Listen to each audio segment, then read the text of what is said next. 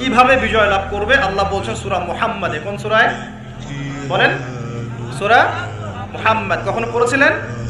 কেউ বলতে পারবেন আল কোরআনুল কারীমে আমাদের নবী মুহাম্মদ সাল্লাল্লাহু আলাইহি ওয়াসাল্লামের নাম কতবার আছে?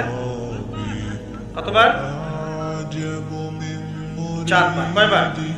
তাও কাছাকাছি গিয়েছে, আলহামদুলিল্লাহ, শুকরিয়া। তো প্রিয় ভাই, সূরা মুহাম্মাদের মধ্যে আল্লাহ পাক বলছেন কিভাবে বিজয় লাভ করবে। কিভাবে বিজয় লাভ করবে আল্লাহ পাক বলছেন খুব ছোট্ট করে, ইন তানসুরুল্লাহা ইয়ানসুরকুম ওয়া ইউসাব্বিত আকদামাকুম। আল্লাহ বলছেন তোমরা সবাই, মানে উম্মত মুহাম্মাদী, তোমরা যদি আল্লাহকে সাহায্য করো আল্লাহ তোমাদেরকে সাহায্য করবে।